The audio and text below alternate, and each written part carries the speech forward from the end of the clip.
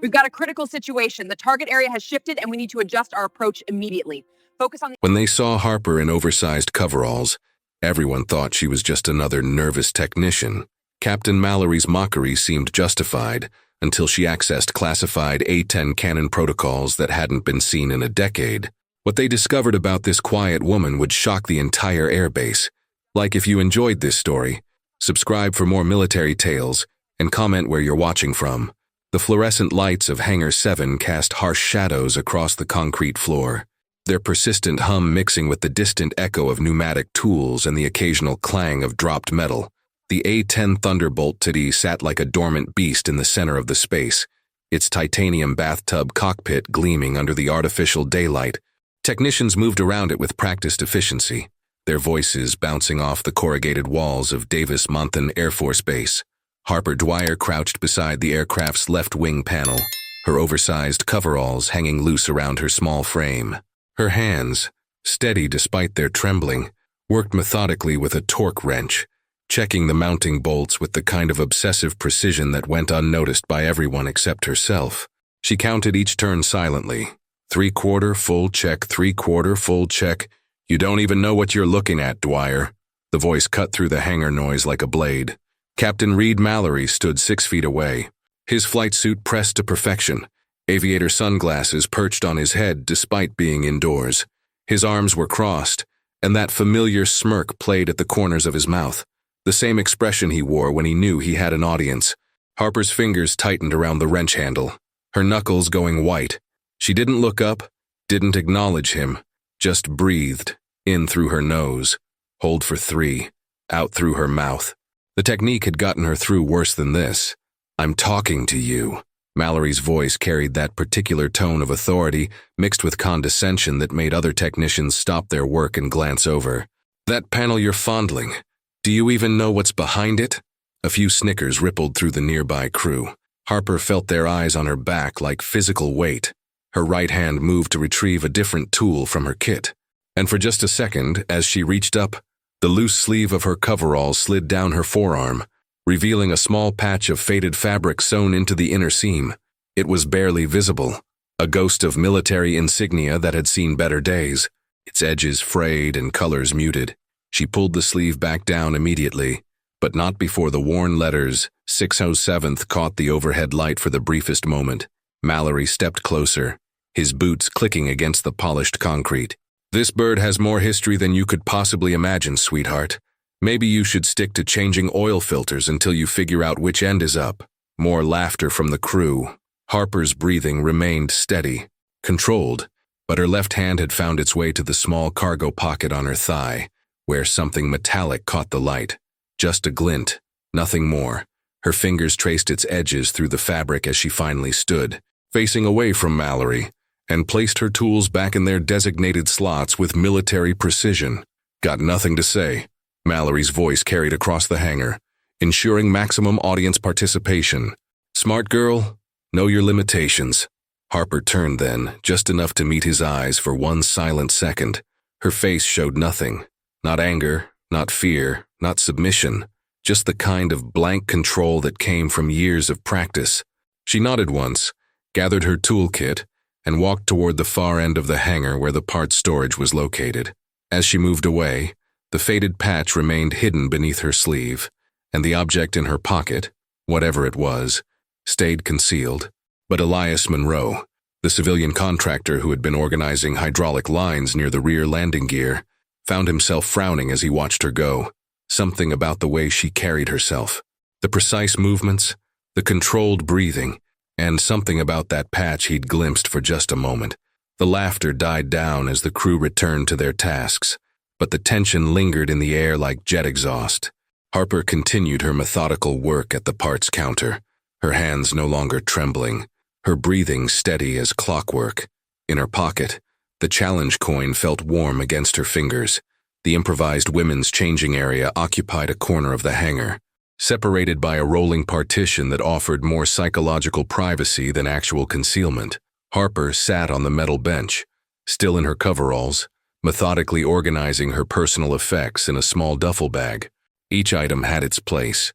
Soap in the left corner, towel folded in precise thirds, work gloves paired and tucked beneath the spare coveralls. Her movements carried an unconscious rhythm, the kind of muscle memory that spoke of years of military discipline. When she lifted her spare shirt, she automatically checked the exits. Hangar door at 2 o'clock, emergency exit behind the parts storage at 10 o'clock, administrative corridor at 6 o'clock. The assessment took less than 2 seconds. Performed without conscious thought, the mess hall beckoned in the pre-dawn darkness beyond the hangar windows. Through the industrial glass, she could see the empty tables arranged in perfect rows, chairs tucked beneath them with institutional uniformity. The sight triggered something in her chest. Not quite longing, not quite dread, but something in between. She reached into the bottom of her duffel and withdrew a small canvas pouch, worn soft by years of handling. Inside, wrapped in a faded bandana, lay 2 objects that never left her possession. The first was a challenge coin, its bronze surface scratched and tarnished, the raised seal barely visible beneath years of nervous handling. The second was a dog tag, not her own, but someone else's, hanging from a chain that had long since lost its shine. Harper held the coin up to catch the fluorescent light, her thumb tracing the familiar raised lettering around its edge. The words were worn nearly smooth, but her fingers knew every curve and depression.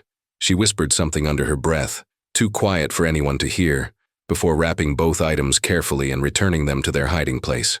"The new one seems nervous." The voice came from beyond the partition, a young technician, probably fresh out of training, talking to someone near the tool cribs. "Can't blame her," came the reply. "Mallory's been riding her since day one." Harper's hands paused in their methodical packing. She remained perfectly still, listening. "Maybe she doesn't know what she's doing." "Maybe," the first voice said, uncertainty clear in his tone. "But did you see how she organized those torque specifications yesterday? Color-coded, cross-referenced, even included the temperature coefficients? That's not amateur work. Then why doesn't she speak up?" A long pause. Harper could hear the soft clink of tools being arranged, the distant hum of an air compressor cycling on. "Some people got their reasons for keeping quiet," the second voice said finally. Harper closed her eyes, her fingers finding the hidden pocket where the coin rested. "Just do the job," she murmured to herself, barely audible even in the enclosed space. "Just do the job." She finished packing in silence, each movement deliberate and controlled. When she stood, she automatically adjusted her posture, shoulders back, chin level, feet positioned for balance. The stance lasted only a moment before she consciously relaxed into the unremarkable slouch that had become her default civilian posture. The morning shift would begin soon. The hangar would fill with voices and activity, and Captain Mallory would arrive with his coffee and his confident swagger, ready to continue yesterday's entertainment at her expense. She could endure it. She had endured worse. But as she walked toward the mess hall in the gray pre-dawn light, Harper didn't notice Elias Monroe watching her from the shadows near the aircraft. He stood motionless beside the A-10's massive landing gear, his eyes following her movement across the tarmac. His weathered face was thoughtful, troubled even, as he absently rotated a worn challenge coin between his fingers. His own coin, earned decades ago in a conflict most people had forgotten. Something about her walk bothered him. Too controlled, too aware. Monroe glanced back at the hangar where the morning crew was beginning to arrive, then looked again at Harper's retreating figure. That patch he'd glimpsed yesterday, the faded numbers and letters that had been visible for just an instant, nagged at the edges of his memory like a half-remembered song. He pocketed his own coin and headed toward the administrative offices. Some records were worth checking. The briefing area materialized around the A-10, as morning shift change brought bodies and voices to the hangar floor. Someone had dragged out a portable PA system, its microphone shrieking feedback before settling into an electronic hum. The gathered technicians formed a loose semicircle, coffee cups steaming in the cool morning air, conversations dying as Captain Mallory approached the makeshift podium. Harper stood at the periphery, her clipboard held at chest level like a shield. She'd positioned herself near the parts storage area, close enough to participate but far enough to avoid direct attention. The familiar weight of the challenge coin in her pocket seemed to pulse with her heartbeat. "Before we begin today's maintenance schedule," Mallory announced, his voice carrying easily across the space, "I think we need to address something." His eyes found Harper in the crowd, and that familiar smirk returned. "We have team members who might be out of their depth." A few murmurs rippled through the assembly. Harper's breathing remained steady, but her left hand moved unconsciously to her thigh pocket.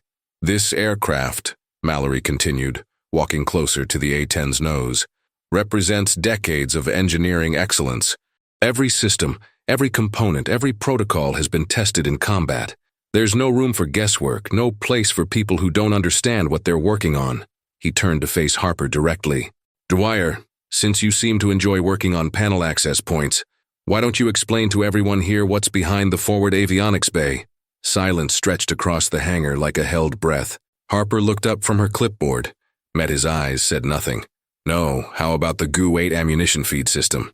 Surely you've studied the technical manuals." Still nothing. Harper's posture remained unchanged, shoulders slightly hunched, eyes steady but unremarkable. The coin grew warm beneath her fingers. Mallory's voice took on a tone of exaggerated patience. "Look, I get it. You probably sent in your husband's resume by mistake. These things happen. Just admit you're in over your head and I'll make sure you get transferred to something more appropriate. Save us all the embarrassment." The murmurs grew louder. Harper sensed movement in her peripheral vision. Someone stepping forward, others shifting uncomfortably. The weight of expectation pressed down like hangar humidity. She lifted her chin, just a fraction. When she spoke, her voice was quiet but carried clearly in the acoustics of the space. "I prefer not to lie, sir." The words hit the assembly like a physical force. Conversation stopped. Coffee cups paused halfway to lips. Even the distant sound of machinery seemed to quiet. Mallory's confident expression flickered, just for a moment, before reasserting itself. "Excuse me, you asked me to admit something that isn't true." Harper's voice remained level, controlled. "I prefer not to do that." From somewhere near the rear of the crowd, Elias Monroe pushed forward, his eyes fixed on Harper's profile. He'd spent half the night in the archives, cross-referencing unit designations and personnel records. What he'd found had left him awake until 0400, staring at photocopies of classified operation summaries. "Well," Mallory said, his voice carrying a dangerous edge, "if you're so confident, maybe you'd like to explain something more technical. Tell everyone about the memory calibration protocols for the gun system." Harper's hand went still against her pocket. For the first time since the confrontation began, her breathing changed. Deeper, more controlled, like someone preparing for impact. Monroe's eyes narrowed as he watched her reaction. Memory calibration protocols. Vector 9. The pieces were starting to align in ways that made his chest tight with recognition and growing certainty. "The GU-8, Harper said quietly, her voice carrying a subtle change in tone that Monroe caught immediately. "Requires specific calibration sequences for optimal performance." "Everyone knows that," Mallory shot back. "I'm talking about the old protocols, the classified ones." Something shifted in the air of the hangar, a change in pressure. Like the moment before a storm, Harper stood perfectly still, but Monroe could see the way her fingers had pressed flat against her pocket, feel the tension radiating from her small frame. "Some protocols," she said finally, "were classified for good reason." Monroe stepped forward then, his voice cutting through the tension. "Captain, if I may," but his words were lost as a commotion erupted near the hangar entrance. Running footsteps on concrete, the sound of a door slamming open, and then a voice that made everyone in the assembly turn. "Brigadier General Lawson Hale on the hangar floor." The announcement echoed off the corrugated walls as every person in the space snapped to attention. The administrative office hummed with the subdued energy of early morning bureaucracy. Elias Monroe sat at a borrowed terminal, his calloused fingers moving with surprising grace across the keyboard. The screen cast pale light across his weathered face as he navigated through layers of archived personnel files, each search parameter narrowing his focus like the crosshairs of a scope. Vector 9. The designation had been haunting him since yesterday. Scratching at memories from his own service years, he'd made the connection around midnight, sitting in his trailer with a cup of coffee gone cold, staring at photocopied pages that shouldn't exist in civilian hands. A knock on the office doorframe made him look up. Harper Dwyer stood there, her coveralls clean but wrinkled, tool belt hanging from her left hand. "Mr. Monroe, they said you needed to check my tool inventory." The excuse sounded thin to his own ears. But Harper simply nodded and stepped into the small space. She set her tool belt on the desk with practiced precision, each implement in its designated place, secured with elastic loops and magnetic strips. Monroe pretended to examine a torque wrench while actually studying Harper's movements. She arranged her tools with the kind of unconscious efficiency that spoke of muscle memory, each placement optimized for quick access under pressure. Military habits died hard. "Mind if I see that coin you carry?" he asked casually, not looking up from the wrench. "Sometimes the old-timers have interesting pieces." Harper's hand paused for just a fraction of a second before continuing its methodical organization.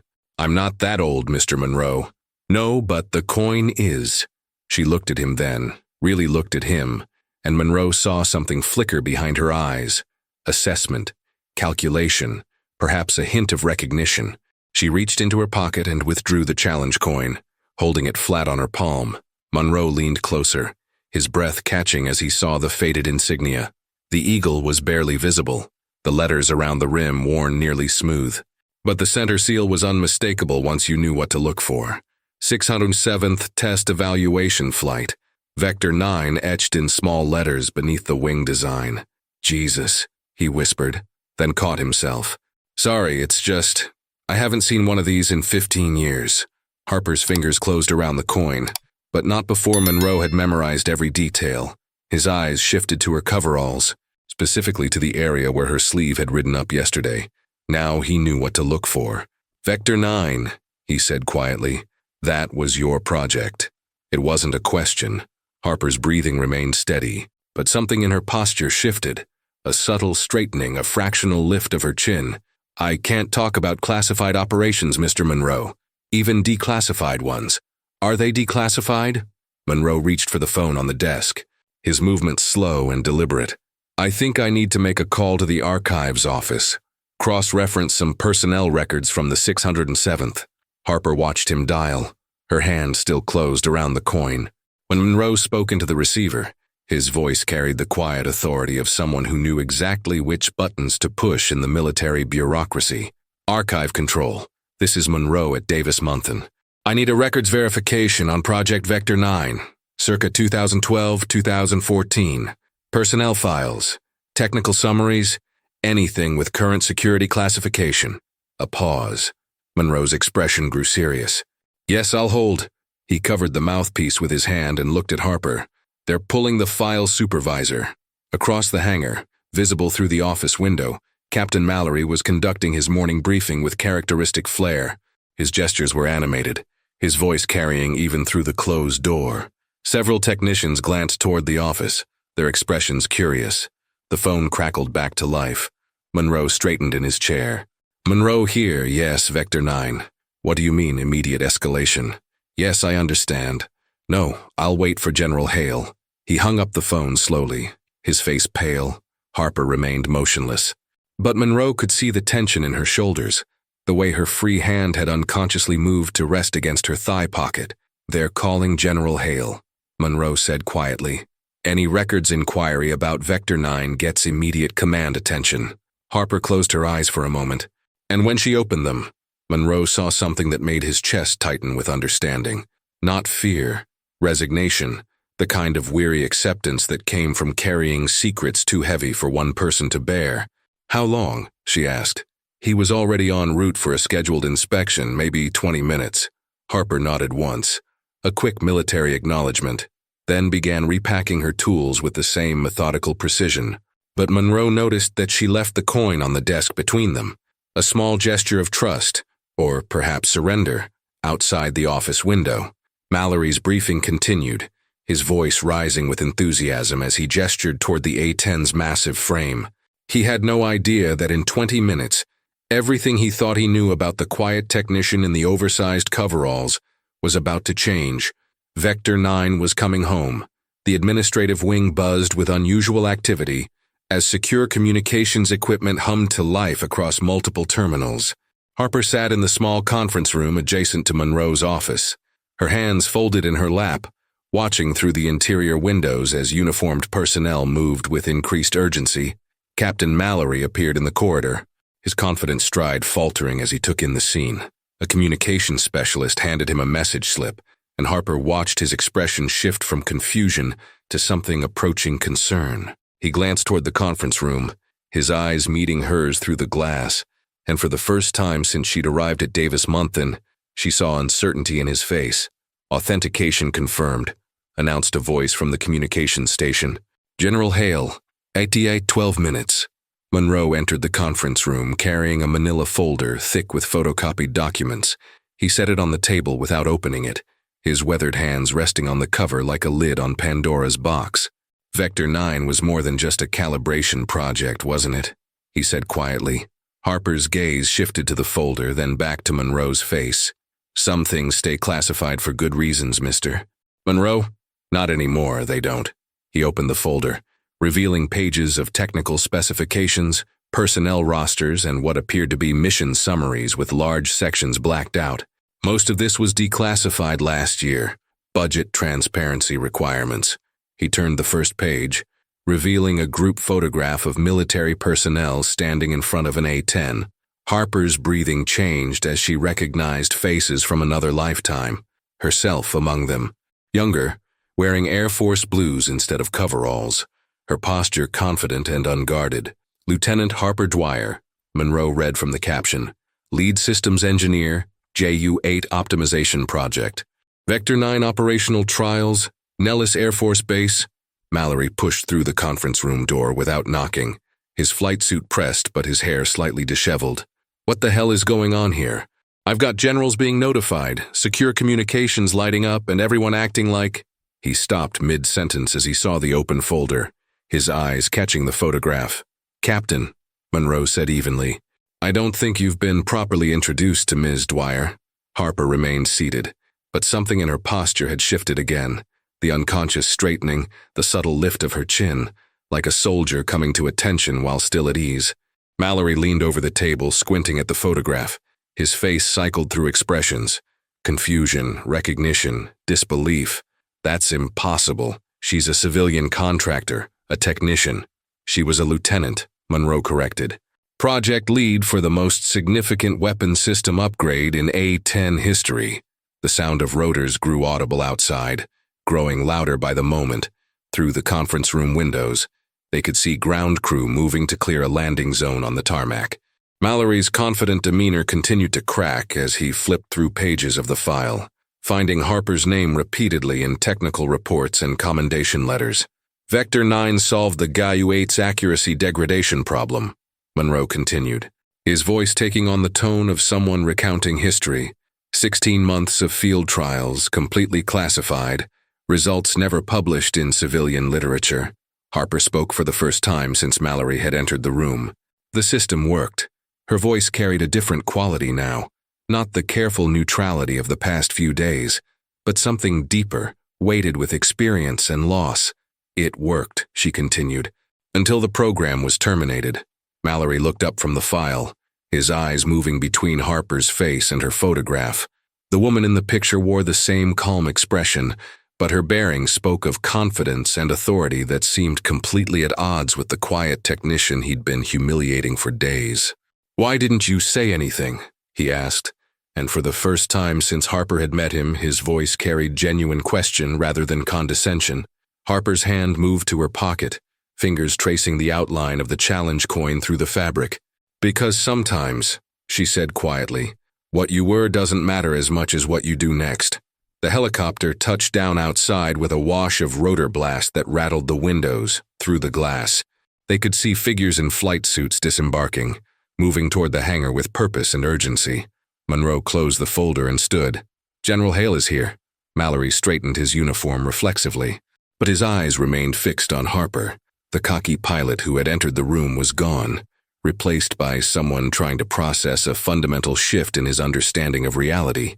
Harper rose from her chair, and for just a moment, Monroe caught a glimpse of the officer she had once been, shoulders back, chin up, ready to face whatever came next.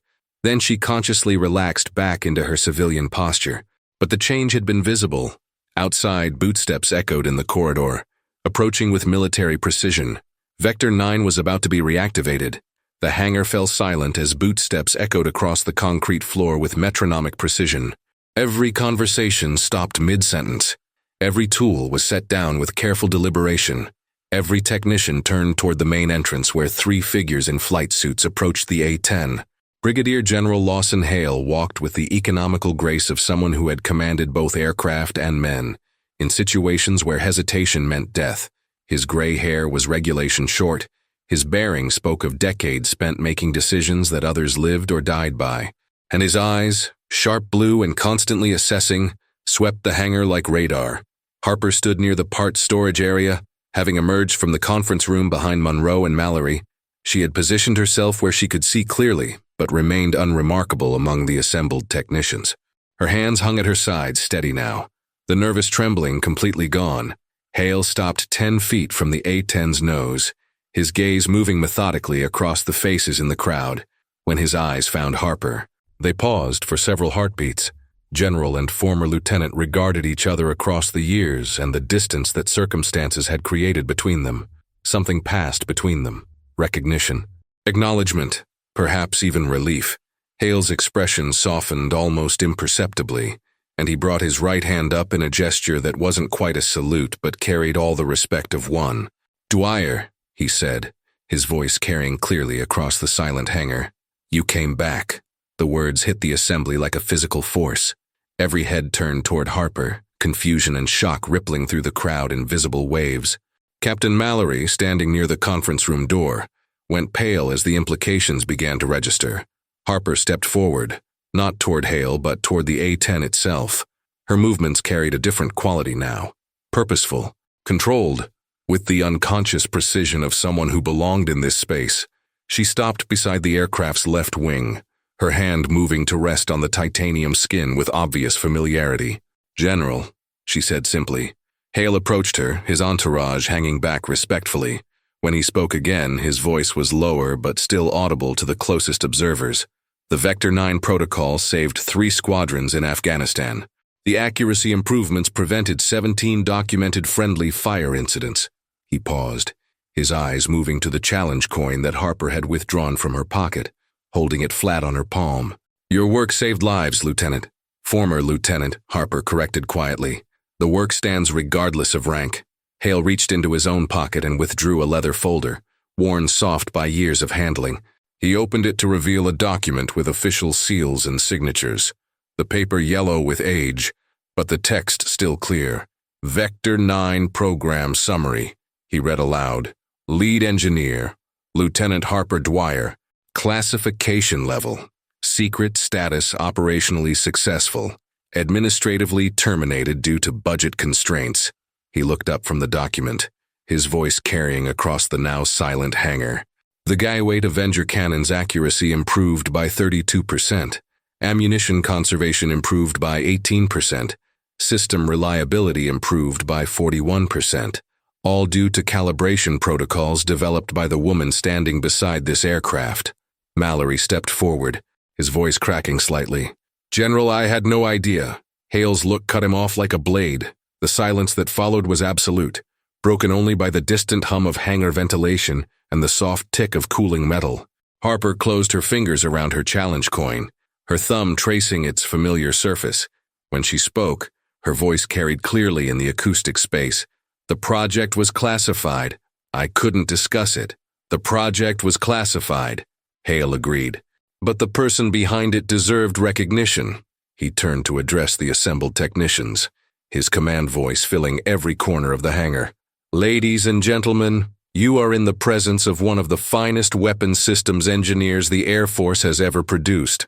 Her innovations are still in use today, still saving lives, still giving our pilots the edge they need in combat." The hangar erupted in whispered conversations, technicians looking at Harper with new eyes, seeing past the oversized coveralls and quiet demeanor to the expertise that had been hidden in plain sight. Harper remained beside the A-10, her hand still resting on its wing, her expression carefully controlled. But Monroe, watching from the edge of the crowd, could see the slight tremor in her shoulders, the way her breathing had deepened with the weight of public recognition. Hale approached her one more time, his voice dropping to a tone meant only for her. "There's more to discuss, my office, when you're ready." Harper nodded once, a crisp military acknowledgement that spoke of old habits and ingrained respect. The general turned and walked toward the hangar exit, his entourage falling in behind him. But the transformation had already occurred. Harper Dwyer was no longer the quiet civilian technician who jumped at loud noises and avoided eye contact. Vector 9 had returned to active status. The hastily arranged briefing area buzzed with nervous energy, as technicians and administrative personnel filed into folding chairs, arranged in loose rows before a portable projection screen. Word had spread through Davis-Monthan with the speed of military gossip, and the hangar now held more people than it had seen for any routine maintenance briefing. General Hale stood beside the projection equipment, a laptop computer open on a small table beside him. Harper sat in the front row, her posture noticeably different from the hunched shoulders and downcast eyes of the past few days. She wasn't quite at military attention, but the change was unmistakable to anyone who knew what to look for. "Before we begin," Hale announced, his voice carrying easily across the space, "I want to make something clear. What you're about to see was classified at the highest levels for operational security reasons. That classification has been lifted as of this morning." He gestured toward Harper, who remained seated but somehow commanded the attention of everyone present. "Miss Dwyer has agreed to review her original work for historical documentation purposes." The first slide appeared on the screen. A technical schematic of the A-10 cannon system, dense with annotations and mathematical formulas. Harper's eyes moved across the diagram, and Monroe watched her expression change as she recognized her own work.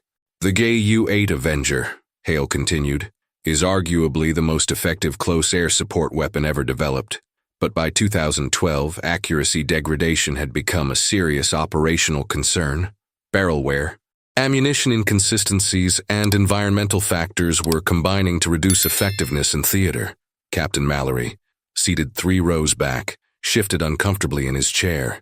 His earlier confidence had evaporated completely, replaced by the expression of someone trying to process a fundamental reassessment of reality.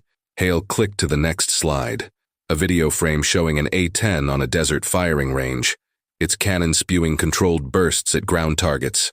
The timestamp showed dates from 14 years ago. Vector 9 was a comprehensive recalibration protocol that addressed systematic accuracy loss through predictive compensation algorithms. Hale's eyes moved to Harper. "Would you care to explain the technical approach?"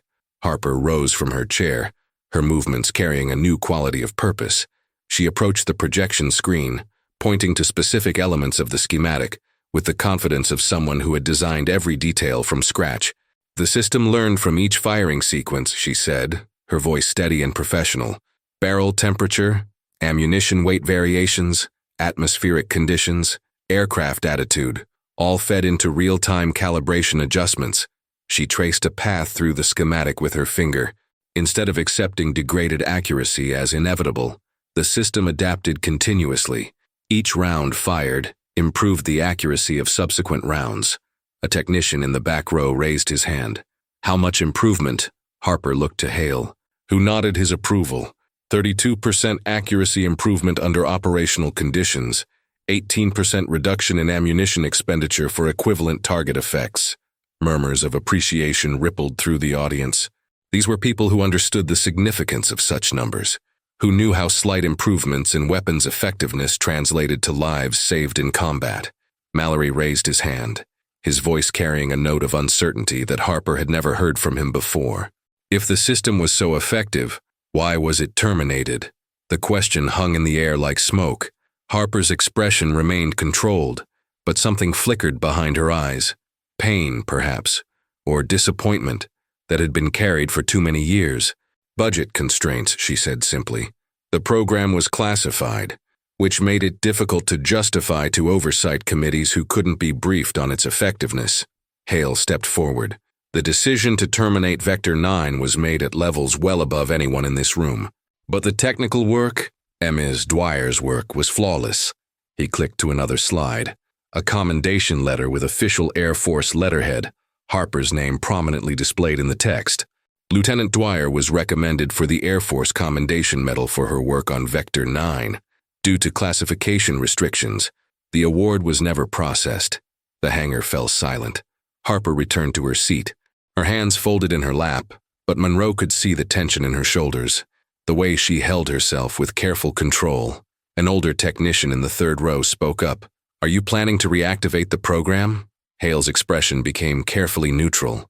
"That determination is above my pay grade, but I can say that Lieutenant Dwyer's work remains the most advanced cannon optimization system ever developed for the A-10 platform." He gestured toward Harper one final time. "The woman sitting before you revolutionized close air support capability. Her innovations are still classified in other applications, still protecting American forces, still giving our pilots the technological edge they need to come home safely." The briefing concluded with scattered applause that gradually built to a sustained ovation. Harper remained seated, accepting the recognition with quiet dignity, but Monroe could see the emotion she was working to contain. As the audience began to disperse, Mallory approached Harper's chair. His usual swagger was completely gone, replaced by something approaching humility. "Ms. Dwyer," he said quietly, his voice barely audible over the departing conversations, "I owe you an apology." Harper looked up at him, her expression unreadable. For a moment, the two regarded each other across the gulf that separated assumption from reality. "The work speaks for itself, Captain," she said finally. "Just do your job." The formal hearing convened in Davis-Monthan's main conference facility. Sterile room with government-issued furniture and fluorescent lighting that cast everything in harsh, unforgiving clarity. Recording equipment sat on the central table, red lights blinking to document proceedings that would become part of the permanent record. General Hale presided from the head of the table, flanked by two colonels from Tactical Air Command and a civilian representative from Air Force Material Command. Harper sat across from them, wearing clean coveralls that somehow looked more professional than they had in the hangar. Her hands folded on the table before her. Captain Mallory occupied a chair to her left, his flight suit immaculate but his posture subdued. The confident pilot who had humiliated her days earlier was nowhere to be seen, replaced by someone who understood that his assumptions had cost him more than just embarrassment. "This hearing," Hale announced for the record, "is convened to document the service record and technical contributions of former Lieutenant Harper Dwyer, particularly regarding Project Vector 9 and related weapons system optimization protocols." He gestured toward a stack of documents beside the recording equipment. "The record will show that MS Dwyer's work resulted in significant operational improvements to close air support capabilities, improvements that have saved American lives in combat theaters worldwide." Harper leaned forward slightly, her voice clear and steady when she spoke. "General, with your permission, I'd like to make a statement for the record." "Proceed, Miss Dwyer." Harper's hands remained folded as she spoke, but Monroe, watching from the observer gallery, could see the challenge coin's outline in her coverall pocket, a tangible reminder of the path that had brought her to this moment. "I never requested recognition for my work on Vector 9, she said. "The project was classified for operational security reasons that I understood and supported. My concern has never been about personal credit. It's been about ensuring that the work itself was properly understood and preserved." She paused, gathering her thoughts with the precision of someone who had rehearsed these words in her mind countless times. "The GAU-8 Avenger is more than a weapons system. It's a lifeline for ground forces who depend on accurate close air support. When that accuracy degrades, people die. Vector 9 was designed to prevent those deaths through technology, rather than hoping for perfect conditions." One of the colonels leaned forward. "Miss Dwyer, why didn't you pursue reinstatement when the classification was lifted?" Harper's expression remained controlled, but something flickered behind her eyes. "Because sometimes, Colonel, the work is more important than the recognition. Vector 9 succeeded. The system performed as designed. That was always the goal." Hale opened a leather portfolio and withdrew a document bearing multiple official seals. "The record shows that Lieutenant Dwyer was recommended for the Air Force Commendation Medal for exceptional technical achievement. Due to classification restrictions, this recommendation was never processed." He looked up from the document, his eyes meeting Harper's across the table. "The classification restrictions no longer apply." The implications hung in the air like smoke. Harper's breathing deepened slightly, but her composure remained absolute. Mallory requested permission to speak, his voice carrying none of its earlier arrogance. "General, I want to state for the record that I misjudged Miss Dwyer's qualifications and experience, my conduct was unprofessional and based on assumptions that were completely unfounded. Harper turned to look at him, her expression thoughtful when she spoke. Her voice carried no trace of vindictiveness. Captain, the work always spoke for itself. The only question was whether anyone would listen. Hale stood, the formal nature of his movement commanding attention from everyone present. The Air Force owes Miss Dwyer a debt of gratitude that can never be fully repaid. Her innovations continue to protect American forces worldwide. He opened another portfolio, revealing a metal case that caught the room's fluorescent lighting. By authority vested in me by the Chief of Staff of the United States Air Force, I hereby present the Air Force Commendation Medal to former Lieutenant Harper Dwyer for exceptional achievement in the development of weapon system optimization protocols. The room fell silent as Hale approached Harper's chair. She stood, her posture unconsciously shifting to military bearing, and accepted the metal case with steady hands. "Thank you, General," she said quietly, but the real reward was always seeing the system work.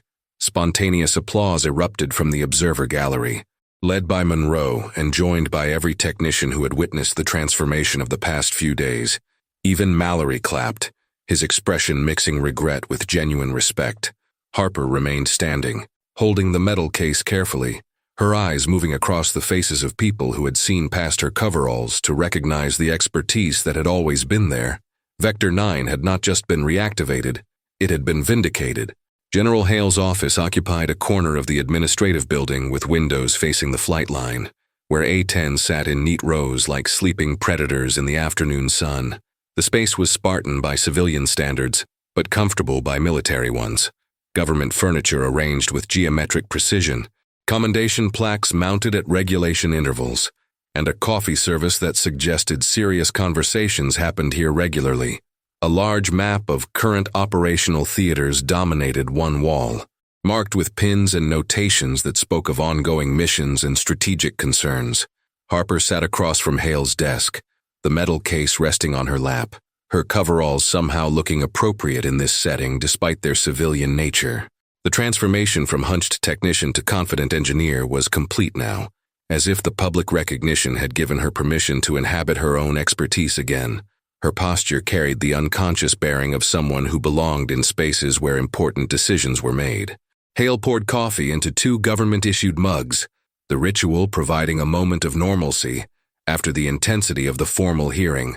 The coffee was military-grade strong, the kind that sustained long planning sessions and difficult conversations. When he handed Harper her cup, she accepted it with both hands, a gesture of respect that spoke of military conditioning that never quite disappeared, even years after leaving active service. "There's more to this story," Hale said, settling into his chair with the careful movements of someone whose back had absorbed too many years of ejection seat impacts. More than what made it into the official record. Harper's expression remained carefully neutral, but her fingers tightened slightly around the coffee mug.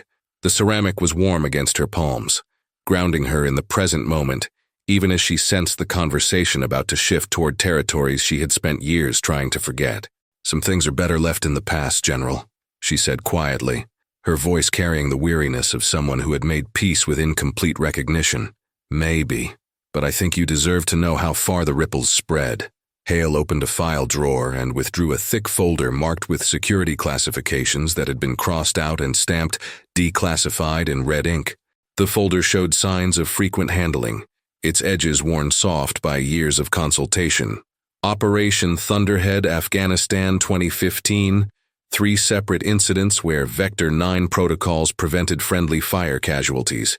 He opened the folder to reveal after-action reports, digital photographs printed on military letterhead, and what appeared to be pilot debriefings with names and unit designations, carefully blacked out for privacy protection. Harper's coffee sat untouched as she processed the implications, her engineering mind immediately calculating the human cost of accuracy improvements measured in fractions of degrees. "Lieutenant Colonel Sarah Chen, 104th Fighter Wing," Hale continued, reading from one of the reports with the careful attention of someone who had memorized its contents. Quote, "The accuracy improvements provided by Vector 9 protocols allowed precision engagement within 50 meters of friendly forces. Without this capability, the ground team would have been overrun. Recommend immediate implementation across all A-10 squadrons. Harper closed her eyes for a moment, and when she opened them, Hale could see the weight of responsibility that she had carried alone for too many years. Her breathing had changed, deeper and more controlled, as if she were managing emotions that threatened to overwhelm her carefully maintained composure. "They never told me about operational results," she said quietly, her voice barely audible over the air conditioning that hummed through the building's ventilation system. "The program was terminated before field deployment was confirmed, I thought. I thought it had all been for nothing. The program was terminated," Hale agreed, his voice carrying the frustration of someone who had fought those battles and lost at levels far above his control. "But the technology lived on. Your calibration protocols were incorporated into standard maintenance procedures without the Vector 9 designation. Every A-10 in current service uses refined versions of your work." The magnitude of this revelation settled over Harper like a physical weight. She set her coffee cup on the desk with careful precision to keep her hands steady. Small clink of ceramic against wood unnaturally loud in the quiet office. Through the windows, she could see aircraft technicians moving around the parked A-10s, their work guided by protocols she had written in what felt like another lifetime. "Sir, she began, then stopped, gathering herself with visible effort. "I had no idea, all these years. I thought the termination meant the work was wasted." Hale leaned forward in his chair, his command voice softening to something more personal, more human. The afternoon light through the windows caught the gray in his hair, highlighting years of service and difficult decisions. "Harper, I was there when your prototype saved my wingman's life over Kandahar. March 15, 2016. The accuracy improvements let us provide support in situations where the old system would have been too risky to use." He paused, his eyes distant as he recalled details that had clearly stayed with him across the years. "Lieutenant Marcus Webb, call sign Tracker. Ground team pinned down by sniper fire in an urban environment. Friendlies less than 40 meters from target building. With the old calibration, we couldn't have engaged without unacceptable risk of fratricide." Harper's composure finally cracked slightly, her shoulders trembling as she processed the human implications of mathematical improvements she had calculated in sterile laboratory conditions. The abstract had become personal, theoretical accuracy translated into lives saved and families that remained intact. "Your Vector 9 protocols gave us the precision to put rounds exactly where they needed to go," Hale continued. "Tracker made it home. His kids still have their father. That's your legacy, whether it carries your name or not." He reached into his desk drawer and withdrew a challenge coin. Not the worn, faded one that Harper carried, but a newer version bearing the same insignia with crisp edges and bright colors. The metal gleamed under the office lighting, its raised lettering sharp and clear. "I've been carrying this for 8 years, he said, placing it on the desk between them with ceremonial precision, waiting for the chance to return it to its rightful owner. "Every time I flew a mission using Vector 9 protocols, I remembered who made it possible." Harper stared at the coin, her carefully maintained composure finally beginning to dissolve. Her shoulders trembled slightly, and Hale could see tears gathering in her eyes that she was fighting to contain. The sight of this accomplished professional struggling with emotion struck him as profoundly human, a reminder that even the most capable people carried burdens that others never suspected. "The work was supposed to be enough," she said, her voice barely above a whisper, the words carrying years of accumulated doubt and self-questioning. "Just knowing it worked should have been enough. I told myself that recognition didn't matter, that the engineering was its own reward. But it wasn't," Hale said gently, his voice carrying the understanding of someone who had struggled with similar questions about purpose and legacy. "And that's human. That's normal. You gave everything to that project, poured your expertise and creativity into solving problems that most people couldn't even comprehend, and then watched it disappear into classification black holes without acknowledgement." Harper picked up the new challenge coin, turning it over in her hands with the reverent care of someone handling a sacred object. The raised lettering was sharp and clear, the colors vivid. Everything her old coin had once been before years of nervous handling had worn it smooth. She could feel the weight of it, heavier than the worn bronze she carried, substantial in a way that spoke of official recognition and institutional memory. "What happens now?" she asked, her voice stronger, but still carrying uncertainty about a future she had stopped allowing herself to imagine. Hale's expression grew serious, his posture shifting to something more formal as he prepared to make an offer that had clearly been carefully considered. Now, you have choices. I can offer you a position with Air Force Material Command, civilian, but with security clearance and direct access to current weapons development projects. Your experience could shape the next generation of close air support systems. He gestured toward the tactical map on his wall, where pins marked current operational areas where A-10s were providing critical support to ground forces. The A-10 is scheduled for modernization programs that will extend its service life another 20 years. The U-8 remains the most effective close air support weapon in our inventory, but new challenges require new solutions. Harper stood and walked to the window, her reflection ghost-like in the afternoon glass. Outside, she could see maintainers working on an A-10's engine, their movements precise and purposeful. The scene triggered memories of her own time on flight lines, the satisfaction of solving technical puzzles that translated directly into operational capability. Doreen, Hale continued, watching her carefully. You can take that medal, know that your work matters and continues to save lives, and return to whatever life you've built for yourself. No pressure, no obligations. You've already given more than enough. Harper remained silent for a long moment, processing options she had never expected to have. Through the glass, she watched a young female technician directing the engine work with obvious competence, her movements carrying the confidence of someone who knew exactly what she was doing. The sight triggered something in Harper's chest, a recognition of kinship, of belonging to a community that valued expertise over politics. When she spoke, her voice carried the quiet strength that had sustained her through years of carrying secrets alone, the resilience that had allowed her to continue working in anonymity, while her innovations protected people she would never meet. General, I spent so long trying to forget who I used to be that I almost lost track of who I am. She turned back to face him, her decision clear in her posture and expression. The work was never just about the technology. It was about the people. The technology protected. I'd like to remember that. I'd like to contribute to that again. Hale smiled, the first genuine smile Harper had seen from him since his arrival at the base. It transformed his face from military authority to something more human, more approachable. Welcome back to the program, Miss Dwyer, welcome home. Outside the window, the A-10s waited in the desert sun, their cannons ready for the next generation of innovations that would keep them effective and keep their pilots safe. The aircraft seemed to pulse with potential, with the promise of continued evolution and adaptation to meet new challenges. Vector 9 was going back to work, but this time it wouldn't be working alone. The setting sun painted the flight line in shades of gold and amber as the informal ceremony gathered momentum in the shadow of Hangar 7. No parade ground precision this time, just people who worked with their hands acknowledging someone who had earned their respect through expertise rather than rank or rhetoric. Harper stood beside the same A-10 where Captain Mallory had humiliated her just days earlier, but everything about the scene had transformed. She wore a clean flight suit now, not because she was required to, but because Hale had quietly arranged for her to receive appropriate civilian contractor attire that honored both her past and her future. The fabric felt strange against her skin after days in loose coveralls, but the fit was perfect, tailored to someone who belonged in this environment. The metal case rested open on a small table borrowed from the administrative offices, its contents catching the desert light like a promise finally kept. The Air Force Commendation Medal lay nestled in blue velvet, its bronze surface reflecting the hangar lights with dignified gleam. Beside it, her old challenge coin lay next to the new one, past and present linked by metal and memory.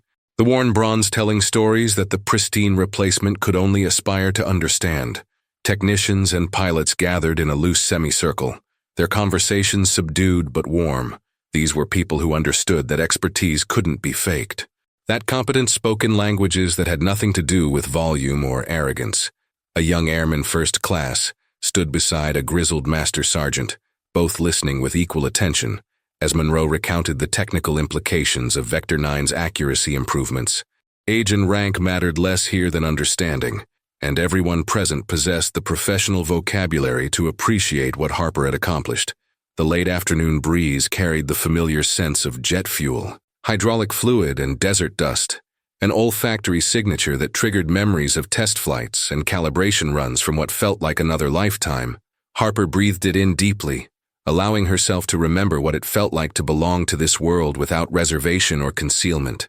Mallory approached the table hesitantly, his usual swagger completely abandoned.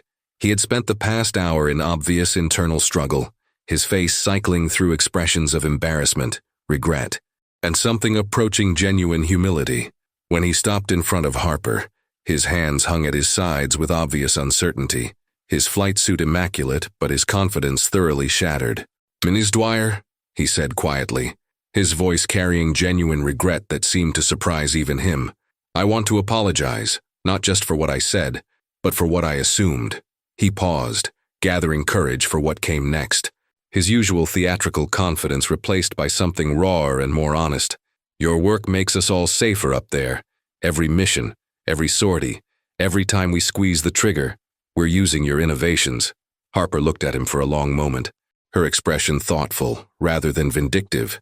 The temptation to let him twist in the wind of his own embarrassment was certainly there, but she had never been someone who took pleasure in others' discomfort.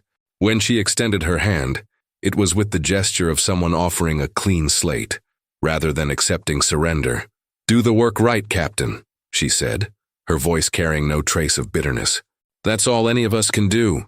The aircraft doesn't care about ego. It only responds to competence." The handshake was brief but sincere, and Harper could feel the tension leave Mallory's shoulders as he accepted her forgiveness. He stepped back into the crowd, his relief visible but his education complete. Several other pilots nodded their approval at his public acknowledgement, and Harper recognized that this moment would reshape how he approached both his aircraft and the people who maintained it. Monroe appeared at Harper's elbow, his weathered face creased with the kind of smile that came from watching justice finally prevail. The old contractor had been quietly orchestrating much of the ceremony, ensuring that those who needed to understand Harper's contributions had access to the declassified technical summaries.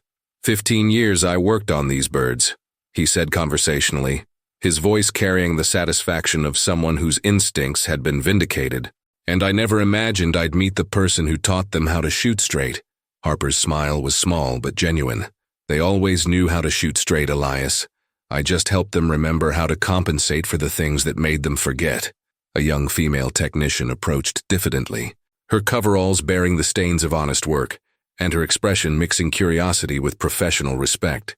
"Ms. Dwyer, I've been reading the declassified portions of Vector 9, the predictive compensation algorithms.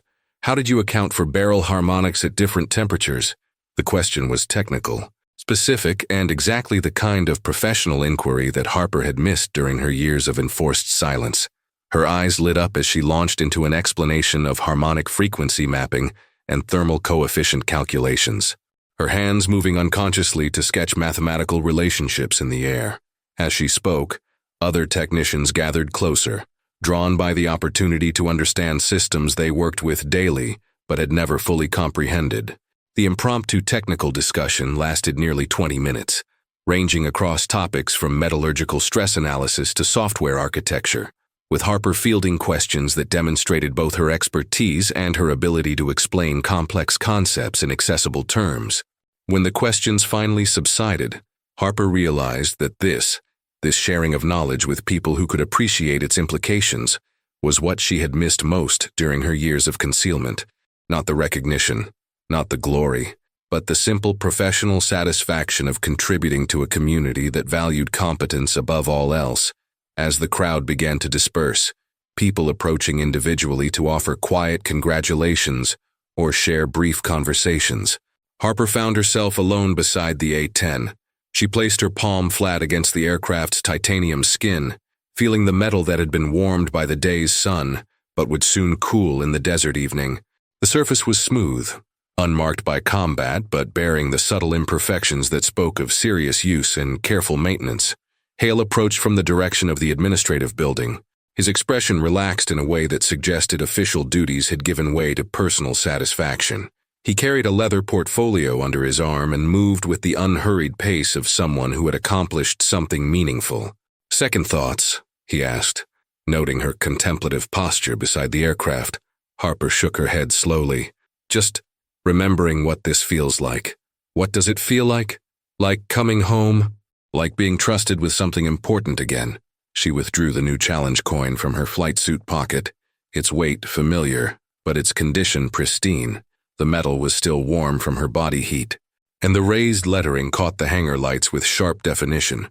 As she traced the Vector 9 inscription with her thumb, she spoke quietly, not to Hale, but to the aircraft itself, to the desert wind, to the memory of everyone who had trusted her work to keep them safe. Sometimes, she murmured, close air support comes in the form of memory.